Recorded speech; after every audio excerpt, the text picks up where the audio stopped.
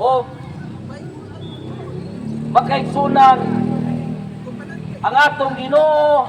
Unang Pedro 3:22, si Jesus tuwa na karon sa langit. Ang mga apostoles pinadayag 12 unong ngadto sa 2. Ang mga apostoles naanap po dito sa langit.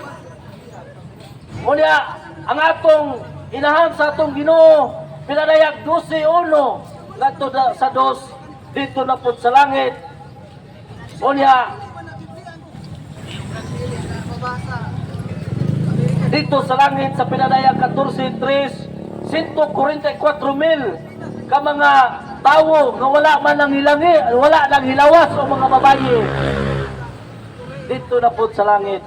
Kinsa man ni ang atong mga kaparian nga wala nakatagamtam o kalangitnon nga kalibutanon nga wala nang hilawas o mga babaye na anak po dito sa langit. Ngano man daghang mga pari dito sa langit tungod kay usa may nahitabo, tungod kay naisimba dito pinadayag 4. Unya dito sa langit makaigsunan adunay mga santos pinadayag 20 versikulo 4, pinadayag 6:9 nakita ang ikalimang timbre, nakita sa ilalong sa halaran ang mga kalag ng ipagmatay tungod sa pulong sa Diyos. Unya pinadayag 24, usab nakita ko ang mga kalag sa mga ipabunggutan og ulo tungod sa ilang pagmatuod may tungod ni Jesucristo sa pulong sa Diyos.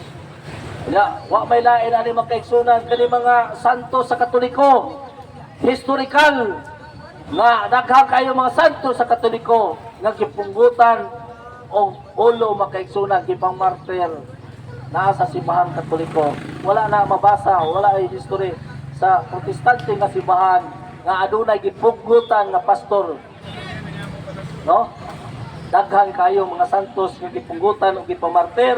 O sa pinadayag 7:9 ngadto sa 11 ang lalaing mga tawo sa tibok kalibutan, lalay mga pinulungan, nagbitbit og palwa nang luhod, nagatubang sa nating karnero og nagaampo sa Dios.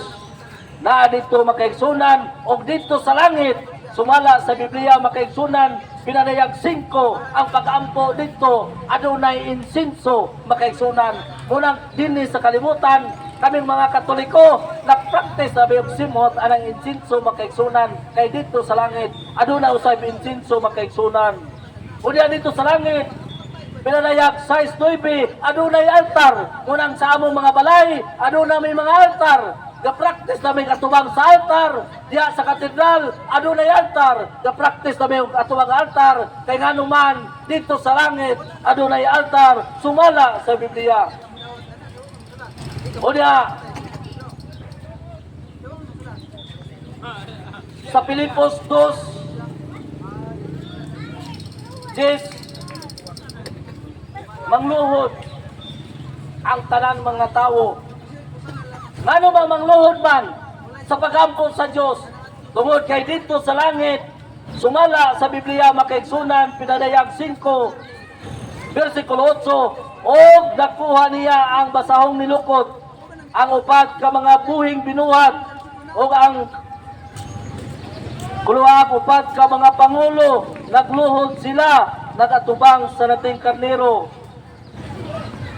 nga matag usa kanila may dalang alpa o mga bulawang panaksan na napuno sa insinso mao ang pag-ampo sa mga balaan. Mga igsoon, mabasa ko nato sa Biblia makaigsunan nga mangluhod dito sa langit og nagbitbit og palwa. Manginaot ko nga dinhi sa kalimutan di nato undangon kanang akong gihisgutan nga mangluhod magsimot og insenso adunay altar adunay mga pare ngano man kay dito sa langit mo nay buhaton nato dito mo nang dinhi sa kalimutan mag-practice na taniana kay aron kitang tanan dili matingala o dili mapuratan kung makasimot kaya na ng insinso makaigsunan kay katong naay mga anting-anting katong naay mga kanang abyan